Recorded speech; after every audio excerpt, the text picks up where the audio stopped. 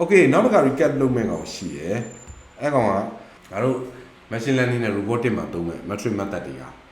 လိုမျိုးသုံးကြတာလဲဆိုတော့အချက်မျိုးဒီမှာရှင်းမယ် Okay ဒါပဲပြောမှာဘာမှမပြော metric တွေကို factorization လုပ်မယ်နော် factorization လုပ်မယ်အဲ့လိုလုပ်လို့ရတဲ့နည်းလေးတွေလောလောဆယ်ငါတို့သိလာပြီALU lower triangular matrix upper triangular matrix တနည်းအားဖြင့် REF တွက်လိုက်တာကျောင်းမှာသင်တဲ့ reduced row epsilon form အဲ့ဒါတွက်တယ်မလား matrix ကိုတွက်တယ်မလား row တွေကို0ဖြစ်အောင်လို့ pivot တွေထုတ်တာလေREF ထွက်တာအဲ့ဒါနောက်ဆုံးထွက်လိုက်ရင်ဘာရမလဲဆိုတော့ L နဲ့ U နဲ့ပဲရမယ်အဲ့ဒီ lower triangular matrix U ဒီ upper triangular matrix အဲ့တော့ A ကို factor ခွဲခြားလို့ရတယ်အဲ့ matrix တစ်ခုဒါကို elimination ဖြစ်စဉ်လို့ခေါ်တယ်မလက်မှာတော့တွက်တာလွယ်ပါတယ် REF ဆိုအဲ့တော့ဒီဒေးသိချင်ရင်တို့ရဲ့ playlist တွေက lecture 2နဲ့4ကိုကြည့်ပါเนาะ lecture number 2နဲ့4ပြောတာ video number ကိုပြောတာမဟုတ်တော့เนาะတကယ်တော့ video number 1မှာ lecture 9ခုတော့ပါတယ်เนาะအဲ့ဒီချက် lecture 1 to 9တော့ပါ okay အဲ့တော့ next ALU ရှင်းမယ်လေနော်ဒါလေးเนาะမလက်ရော audio ရော LU ဆိုတဲ့ function ပါပြီးသား matrix A တခုဖန်တီးလိုက်ဟုတ်တယ်နော် L တခုဖန်တီးလိုက်အပြီးအခါကျ LU ဆိုတဲ့ function နဲ့ E နဲ့ထည့်လိုက်ဒီကောင်က decompose လုပ်ပေးလိမ့်မယ်ဟောဒီကောင်တော့ဟောဒီကောင်ရလာတယ်မယုံဘူးရတယ်မယုံမြောက်ကြည့်လိုက်ဒီကောင်ရလာတယ်ရှင်းလေးအဲ့တော့ LU အပြင်ကို permutation မလိုချင်သေးလား row exchange လုပ်ထားသလားအဲလိုချင်လဲရတယ်ဒါဆိုရင်တော့ row exchange ဒါထားလိုက်ပါတော့လုံးလုံးမလို့နော် LUP နဲ့လိုချင် LUP လဲပေးမယ်အဲဒီသုံးခုမြောက်ဒါရပြီရှင်းလေး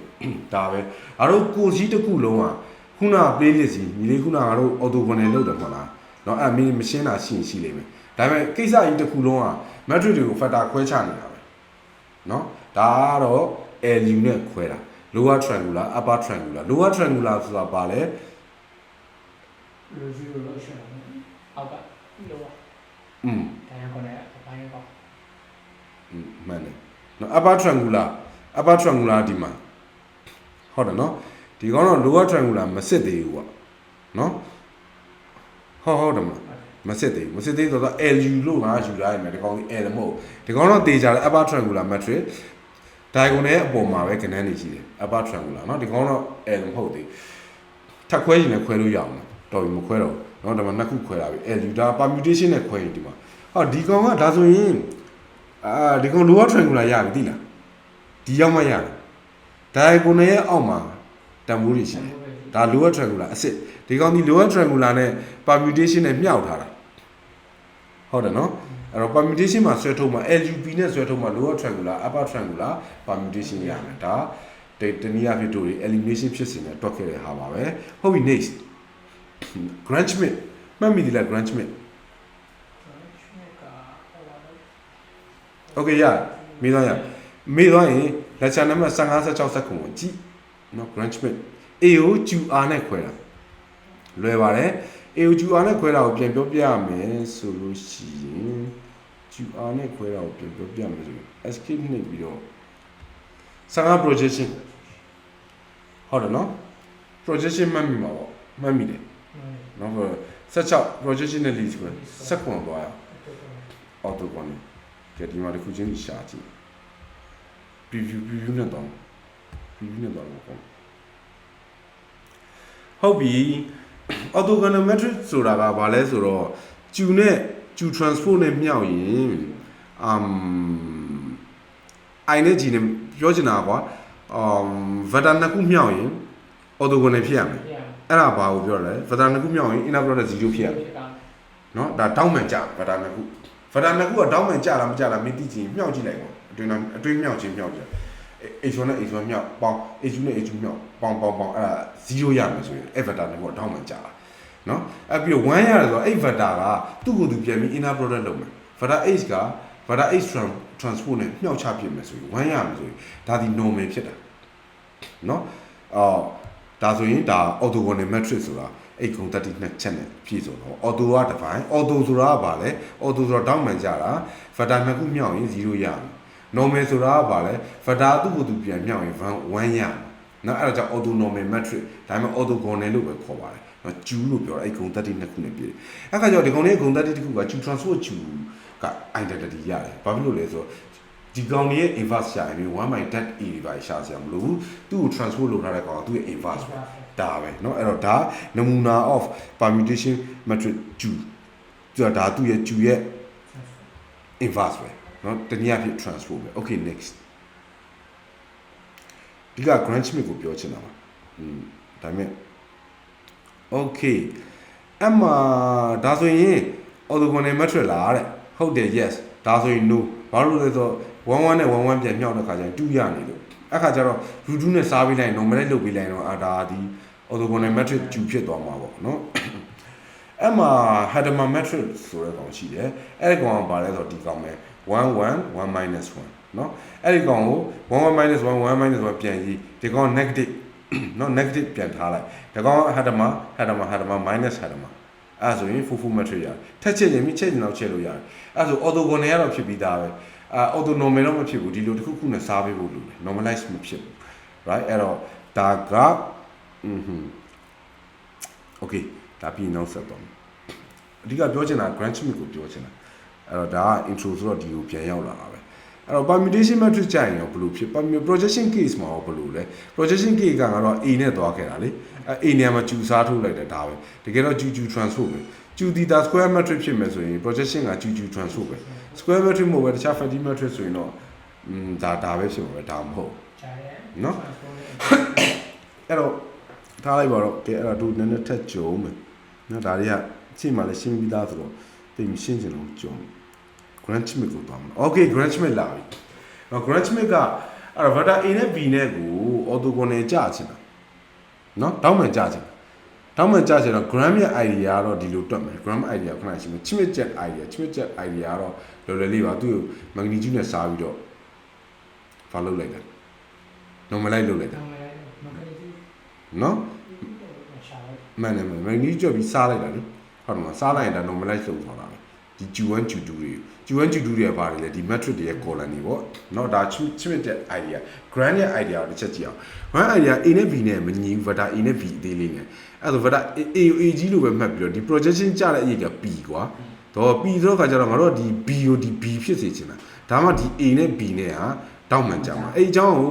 lecture 15 16 19မှာအသေးစိတ်ရှင်းထားတယ်เนาะအခု overview ပဲအဲ့တော့ vector B ဖြစ်ဖို့အတွက်ဆိုရင်ဒီကောင်က vector B ရဖို့အတွက်ဆိုရင် vector B အသေး plus minus P ဟုတ်တော့အဲ့တော့ minus P ဒီတကယ်ဒီကောင်မယ်ဒီကောင်ဒီ projection ပဲ projection ဆို projection ထည့်လိုက်တာဒါအဲ့အကြောင်းရှေ့က15 projection ကိုပြန်ကြည့်ခိုင်းတာเนาะအဲ့တော့ this is vector B projection on vector A is vector P not P this is minus P this is minus P done เนาะဒါပဲအဲ့တော့ vector B ကိုရှာအဲ့တော့ vector B ကဒါဆို vector B ကိုငါတို့ရှာလို့ရသွားပြီငါတို့နောက်တစ်ခုသိတာဒီ vector B နဲ့ vector A နဲ့ကို inner product လုပ်ရင်ဘာရမလဲတောင်းမှန်ကြ0ရမှာဟုတ်တယ်ဒီမှာ vector A transpose နဲ့ B နဲ့ကိုမြှောက်ပြီ A transpose တော့ A transpose ပဲဒီမှာ B ညှောက်0ရဒါ 2 dimensional case မှာ3 dimensional case မှာဆို ABC 3ခုရှိတယ်ဆိုရင်ဒါ CD vector C minus vector C projection on A axis minus vector C projection on B axis ပဲဒါတော့ 3D နဲ့ပြမှာဒါကိုပဲဒါသဘောပေါက်ရပါเนาะအဲ့တော့ Grant Smith jet idea ကဘာလို့လဲဆိုတော့Grant Smith idea ကဘာလဲဆို orthogonal ဖြစ်အောင်လုပ်တာပေါ့เนาะ orthogonal ဖြစ်အောင်လုပ်တာပေါ့เนาะအဲ့တော့ဒီမှာဆက်ပြီQR နော် QR ဒီကောင်ကဒါ Grant Smith ရဲ့ idea ပဲအဲ့ဒီကောင်မရှင်းဘူးဆိုရင်တို့မက်လက်နဲ့ဆက်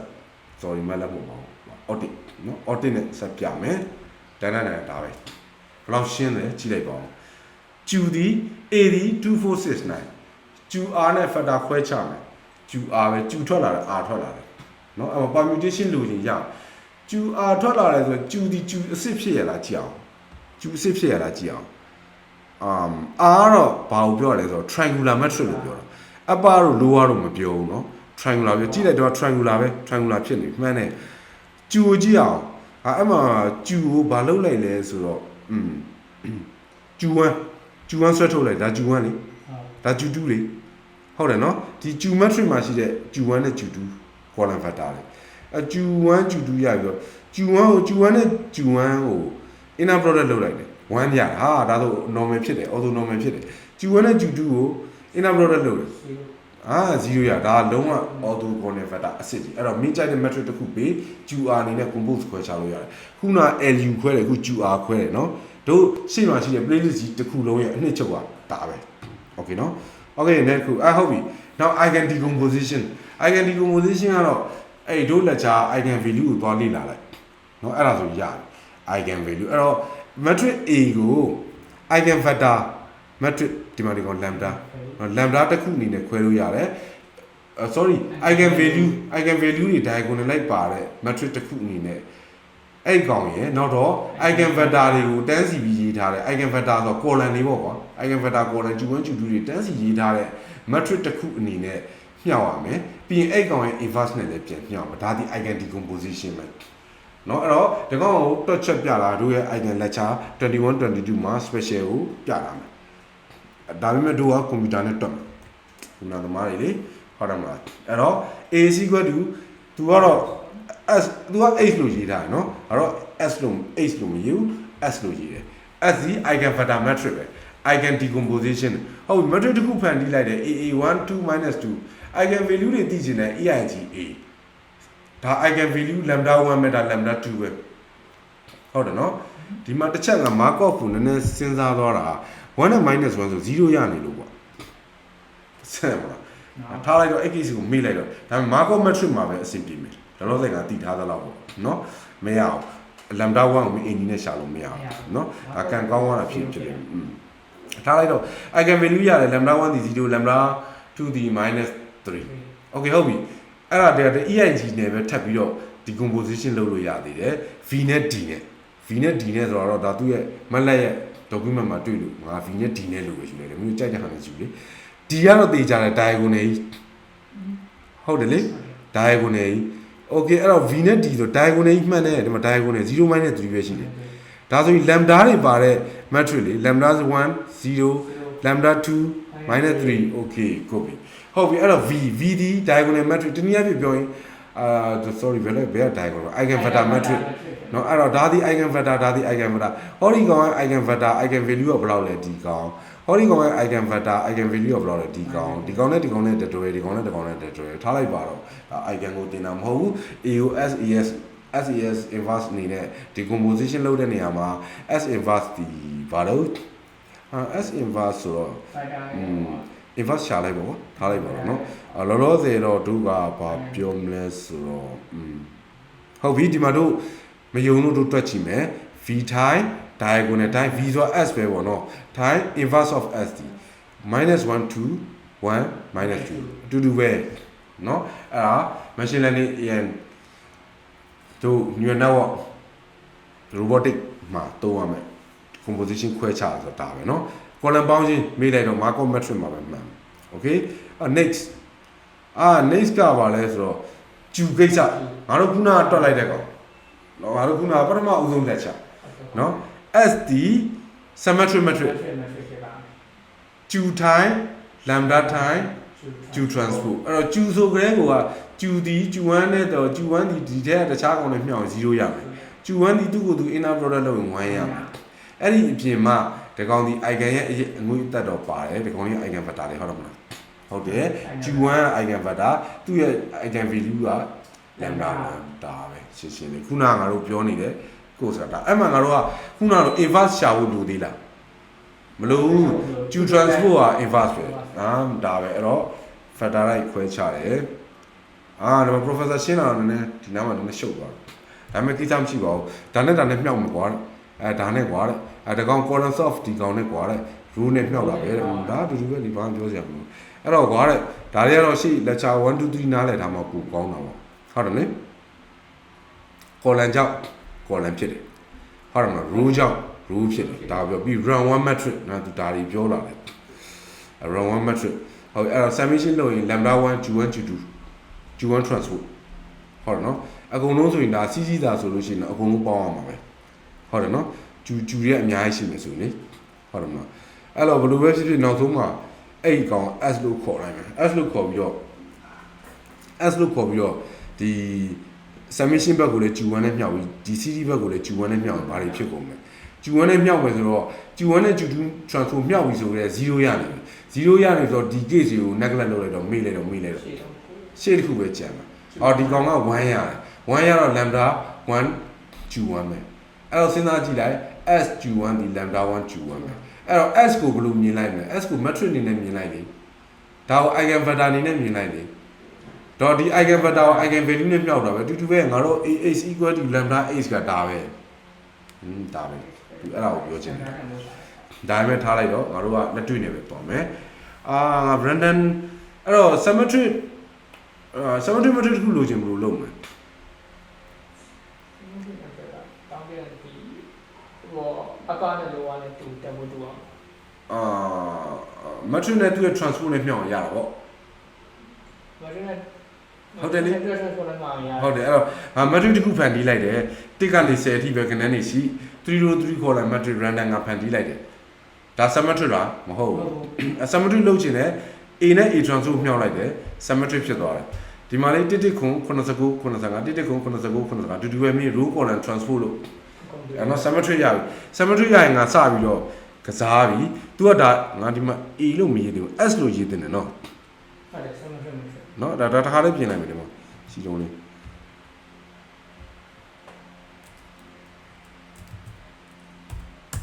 symmetry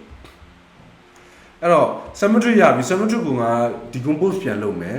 အဲ့ဒါကြတော့ eigen value decomposition ပေါ့ဟုတ်တယ်နော် eigen နဲ့ decompose လုပ်တာလေဟုတ်တယ်မလား okay တကယ်တော့ခုနကလည်း eigen ပါပဲနော်အဲ့တော့ eigen value ရင်ရှာကြည့်လိုက်တယ်ဒါတက်အဖြေတိုက်ချင်လို့မရှာလဲရတယ်ဘာမှမဖြစ်ဘူး eigen value 3ခုထွက်လာတယ်1 2 3အဲ့မှာမင်းစဉ်းစားလို့တော့ရဒီ3ခုပေါင်းရင်ဒါနဲ့တူလား bla bla bla ပေါ့နော် something ပေါ့စဉ်းစားဒါနဲ့ရောတူလားမတူနိုင်တော့ထားလိုက်ပါတော့နော်okay အဲ့တော့ VD နဲ့ပြန်ခွဲမယ်နော် VD နဲ့ပြန်ခွဲတော့ diagonal matrix ရတယ်ဒါကြီးကဘာကြီးလဲဒါကြီးဟုတ်တယ်နော်ဒါကြီးကဘာကြီးလဲခုနကပြောတဲ့ orthogonal ဖြစ်နေတဲ့ matrix ကြီးဒီကောင်နဲ့မြောက်0ရမယ်ဒီကောင်နဲ့မြောက် vector လေး Q1 Q2 Q3 လေဟုတ်တယ်မလားဟုတ်ပြီမယုံဘူးဆိုရင်တွက်ကြည့်အောင် V time D time V transport နော် V inverse ပေါ့တစ်ခု89 ငါ symmetry ကြီးပြန်ရတယ် okay ပဲအဲ့ဒါပဲเนาะပြီးသွားပြီဇာလန်အဲ့တော့ဒီ case တစ်ခုလုံးကရှေ့ရ course ကိုပြန်ပြီးတော့ 1 minute ပြန်လုပ်ပြီးတာပါအဲ့ဒီမှာငါတို့ SVD မင်းတို့မရောက်သေးဘူးဒါခုနကကိုတင်လိုက်တဲ့ကောင်ကဒါဟုတ်တယ်เนาะ SVD ခဏနေလေကြရင်မင်းတို့ ROS2 လုပ်ပြီးအချိန်ရရင်လည်းကြောက်မရရင်မရောက်ဒါပေမဲ့ဒီမှာလက်ချားတော့ကြည့်ပြန်ငါတော့ကြောက်ပြီးသားပဲဒါပေမဲ့ပြန်မရှင်းသေးတာဘာလို့ဒီနေ့မှအဲ့ဒါကြီးရှင်းလိုက်ရှုပ်ကုန်မှာဆိုလို့နောက်ဘက်ကျမှပြန်တယ်မင်းကတော့မှီအောင်ပြန်လိုက်เนาะမမီတဲ့ဟာရှိမီလို့ရဒါပေမဲ့တအားကြီးလုံးအောင်လိုက်ဆရာမလို့ဖြည်းဖြည်းချင်းပဲနားလဲတော့ပဲကောင်းတယ်ဟုတ်တယ်အဲ့ဒါကိုပဲအပြန်လန်းစဉ်းစားနားလဲတော့တွင်းတလောက်ကနားလဲမှရမှာအော်တော့နားလဲမှရှိဆက်လို့ရမှာเนาะနှေးတာကိစ္စမရှိပုံမှန် normal နှေးတာတော့ငါတို့လည်းရှေ့ပိုင်းမှာရက်တွေတော်တော်ကြာတာပေါ့အဲ့တော့ဒီရှေ့ကကိုကြီးတစ်ခုလုံးอ่ะအဲ့ဗီဒီယို36ခုရှိတဲ့ကိုကြီးတစ်ခုလုံးอ่ะဒီဟာကြီးပဲဒါကြီးပဲ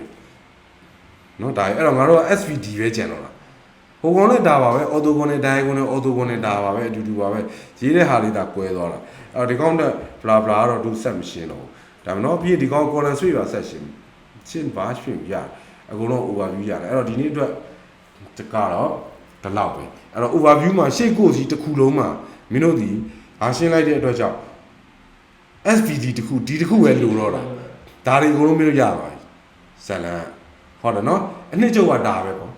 ဒါပြီး equation ၄ချောင်းနဲ့ရှေ့ကနိုင်ကောင်းဘယ်လောက်လဲ36နိုင်စာရှိတဲ့ဟာကြီးကိုဒီမှာ3ချောင်းနဲ့ဒါပြောဒါလုံးတယ်အဓိကဘာလုံးလဲမဟုတ်အဲ့တော့တချို့က inverse ရှာလို့ရတယ်တချို့ inverse ရှာလို့မရဟုတ်တယ်မလားရှာလို့ရတယ်ဖြစ်မရှာလို့မရဖြစ် decomposition တော့ဒီ matrix ကိုဥမာ6ကဘယ်လိုရ6ကို1နဲ့6နဲ့မြောက်တယ်2နဲ့3နဲ့မြောက်တယ်3နဲ့2နဲ့မြောက်တယ်1နဲ့6နဲ့1နဲ့မြောက်တယ်အဲ့ဒါခွဲချမှာငါတို့3စရာတွေရှိတယ်အဲ့ဒါတွေ machine learning တို့ neural network တို့ robot တွေတို့သုံးဖို့ကိစ္စရှိအဲ့ကြောင့်ဒီကောင်ဒီချာနားလည်လို့တော့ okay အဲ့တော့နောက်ပတ်မှာသင်ချာရှင်းတာတော့နောက်ပတ်မှာတွေ့မှာပေါ့နော် okay